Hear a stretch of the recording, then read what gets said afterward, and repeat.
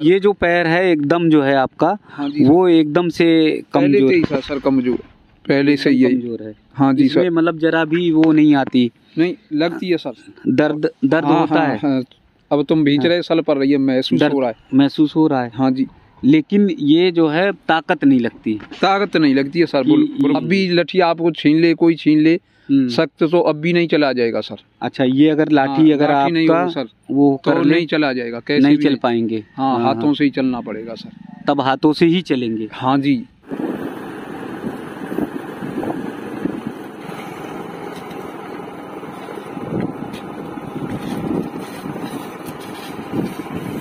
जिंदगी का सफ़र कार्यक्रम में दोस्तों आपका बहुत बहुत स्वागत है। ज़िंदगी में तमाम ऐसे लोग हैं, जीवन में तमाम ऐसे लोग हैं जो संघर्ष करते हैं, जो मुश्किलों से लड़ते हैं, और कभी कभी उनके ऊपर ऐसी दैवीय आपदा आती है, ऐसी मुश्किलें आती हैं कि उन मुश्किलों से वो टूटते नहीं, हारते नहीं, लड़ते और जूझते आगे बढ़ते रहते हैं। आज एक ऐसे ही शख्स की कहानी आप सबको सुनाने जा रहा हूँ जो बचपन से दिव्यांग हैं, जिनका पैर एक पैर जो है दाहिना पैर काम नहीं करता, लेकिन उसके बावजूद उनकी ज़िंदगी की गाड़ी कभी हारी नहीं, कभी रुकी नहीं, कभी थकी नहीं, वो आगे निरंतर बढ़ते रहते हैं। मेरे कार्यक्रम का यही उद्देश्य है कि आप भी जीवन में हारिए मत, आप भी जीवन में कभी थकिए मत, आप भी कभी जीवन में राकेश कुमार की तरह ज़िंदगी में हारने की कोशिश मत करिए। बस जीवन का एक ही लक्ष्य रखिए कि जीवन चलने का नाम, चलते रहो सुबह और शाम, चलते रहो सुबह शाम। तो ऐसे शख्स से को आप सब भी सलाम करिए, प्रणाम करिए, और आइए बातचीत करते हैं कि कैसे ज़िंदगी की गाड़ी वो बहुत बेहतरीन तरीके से आगे चला रहे हैं। जी राकेश जी, बहुत बहुत स्वागत है। जी सर, मैं बचपन से ईदलपुर का हूँ सर।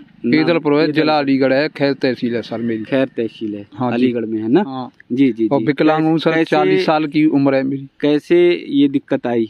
दिक्कत सर, ये छोटे से ही प्यार मार गई थी। अच्छा, जो पोलिया बोलते हैं। अच्छा, तो उस समय उम्र कितनी रही होगी? साल भर की सर, माँ बताती है, 1 साल की मारी थी। अच्छा, तो उस समय तो आपको महसूस भी पता भी नहीं हुआ? नहीं सर, नहीं सर कि क्या हो गया पैर में, अचानक क्या हुआ? हाँ जी, माँ ही बताती है सर इस बात को। माँ जिंदी है अभी। जी, माँ बताती है, साल भर को मारी है। जी, और राखे थे पानी में, ऐसे डुलाई थे। जी, इलाज भी किया पर हुआ नहीं सर। जी, तो उस समय पिताजी थे? पिताजी खत्म है सर।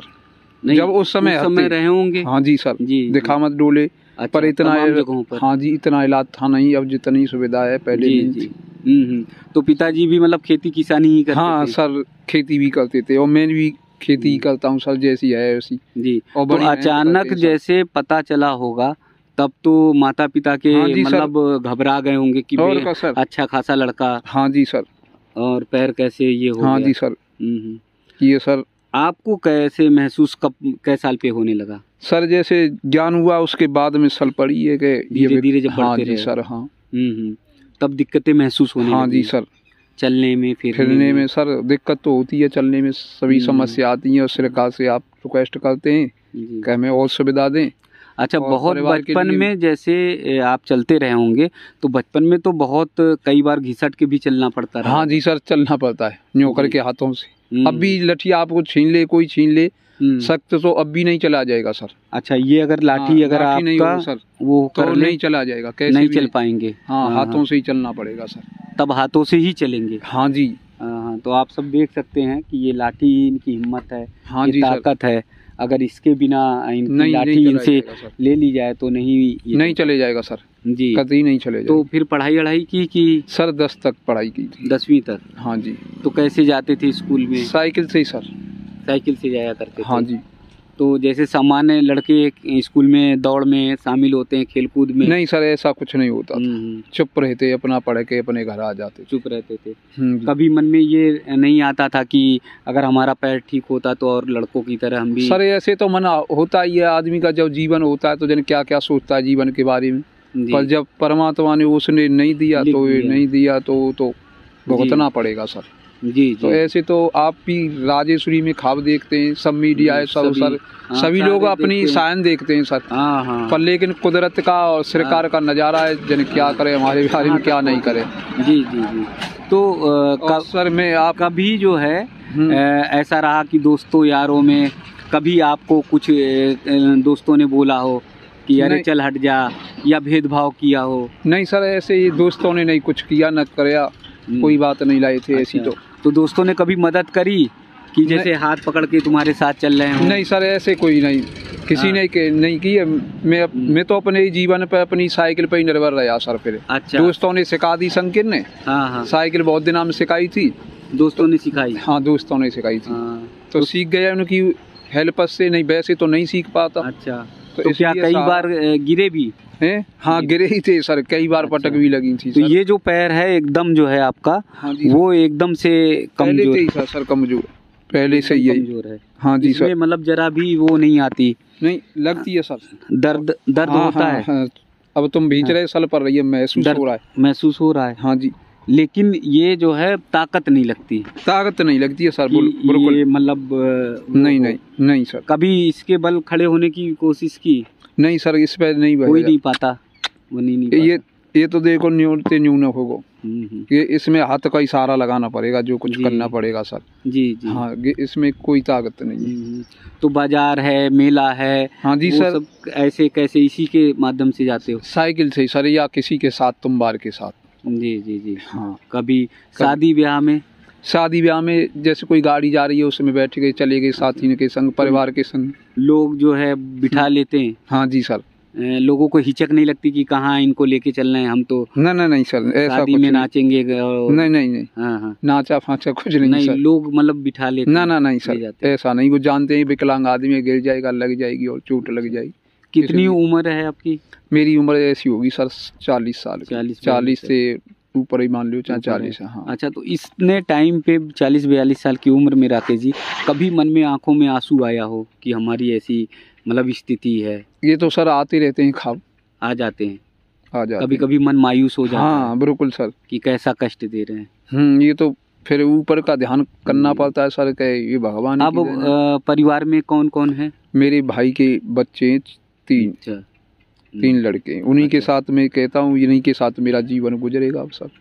अच्छा, वो शादी आपकी नहीं हुई? नहीं करी, नहीं शादी के बारे में मैंने सोचा नहीं, कि खुद मुझ पे कमता नहीं है, कल कोई लेडीज खराब आ जाए तो और परेशान करेगी, इसलिए मैंने नहीं सोचा इस बारे में कि हम उसे कैसे, हाँ, उसकी जिंदगी क्यों बर्बाद करें? बर्बाद अपनी तो हमारी तो है ही रही है सर, और लेडीज भी हमारी और ज्यादा करे, तो इसलिए हमने कही अपने परिवार में ही सुखी रह सकते हैं, बच्चे उनकी भी रोटी देंगे, तो इसलिए हमने शादी फादी के बारे में नहीं सोचा, और नहीं कभी शादी के बारे में लाई थी बात। तो ये देखिए, कभी कभी ज़िंदगी ऐसे मोड़ पर लेकर आती है कि व्यक्ति सोचता है कि खुद हम लाचार हैं तो दूसरे को क्यों मुश्किल में डालें, क्यों परेशान करें।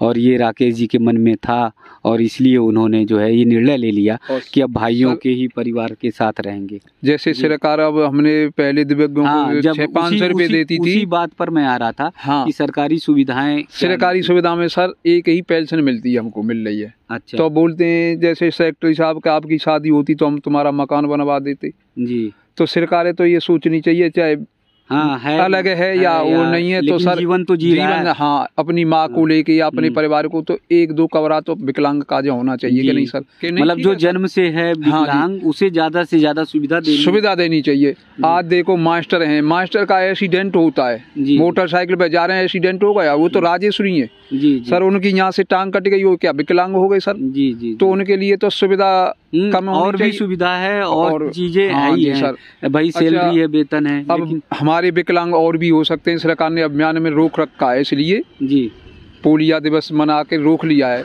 चलो बढ़िया बात है।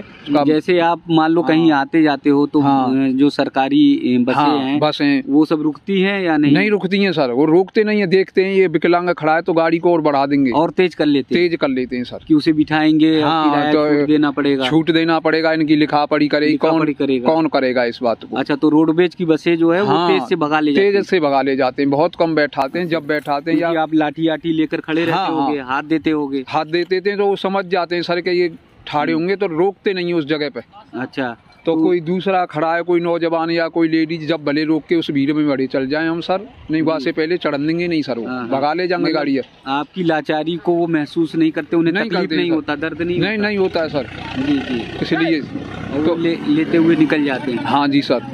तो ऐसे में कह रहा हूँ सर के और भाई नौजवानों को जैसे पूर्वी विकलांग हो रहे हैं सर, तो उनके लिए सरकार और सुविधा दे दे। परिवार में जैसे बच्चे हैं अब हमारे ये। खेती बाड़ी कितनी है आपकी? खेती बाड़ी तो मुझ पे 3-4 बीघे सर।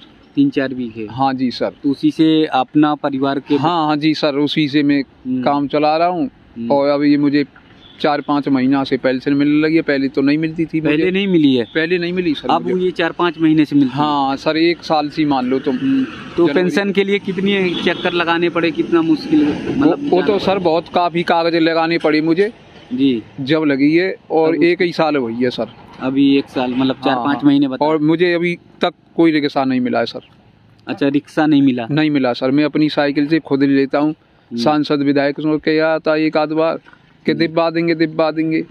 ब्लॉक में गई सर, तो ब्लॉक रिक्शा अगर मिल जाता तो और बढ़िया सुविधा रह जाती सर। हाँ, फिर तो आने जाने में। हाँ, ये जो साइकिल से हाँ बड़ा काम कर रहे हैं वो नहीं होता। बैटरी का रिक्शा चल रहा है, दिया है सरकार ने। किसी को दे दिया है, किसी को नहीं दिया है। किसी ने कहते हैं ज्यादा उम्र को मिलेगा, किसी को कम, ऐसे बोल देते। तो बहुत ज्यादा दूर तो साइकिल भी नहीं चला पाते हो? नहीं सर, ज्यादा दूर नहीं। जैसे मेरा खैर पड़ता है 8-9 किलोमीटर, इतनी ही चलती है सर। 8-9 किलोमीटर एक दिन में? हाँ। फिर वो पैरों में जोर पड़ने लगता होगा? हाँ जी सर, दर्द पड़ता होगा? हाँ सर जी। तो घर परिवार में सब अच्छे से रखते हैं? हाँ जी सर, वैसे तो सही रखते हैं परिवार के लोग। हाँ जी सर। तो उसी से थोड़ा मन लगा रहता है? हाँ जी सर। नहीं तो फिर तो मुश्किल भरा सफर है। हाँ जी सर।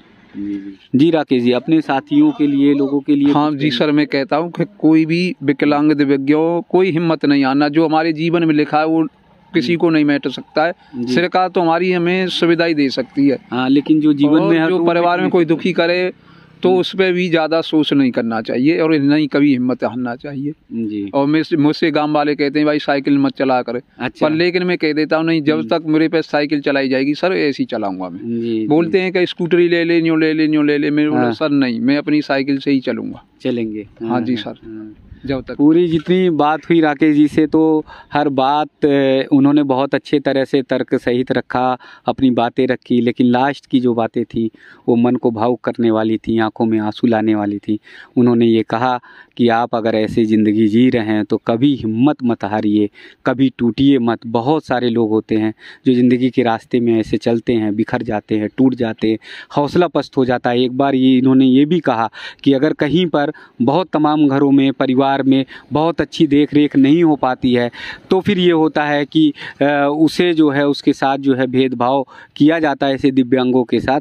तो उन्होंने कहा, राकेश जी ने कहा कि उस समय भी आप जरा भी हिम्मत मत हारिए। तो ज़िंदगी में बहुत सारे ऐसे लोग हैं, बहुत सारे ऐसे साहसी हैं जो भले ही माउंट एवरेस्ट पर ना चढ़े हों लेकिन उनका हौसला उससे कम नहीं है, उसकी ऊंचाई से कम नहीं है। वो ज़िंदगी के रास्ते पर, सफ़र पर ऐसे ही बढ़ते जाते हैं। आप सबसे निवेदन है कि इस स्टोरी को ज़्यादा से ज़्यादा शेयर करिए, लेकिन राकेश जी जैसे लोग हों उनका हौसला ज़रूर बढ़ाइए, उनकी हिम्मत ज़रूर बढ़ाइए, उनकी ताकत ज़रूर बढ़ाइए और ऐसे लोगों को सलाम और सैल्यूट ज़रूर करिए जो अपने साहस से, हिम्मत से आगे बढ़ते जा रहे हैं।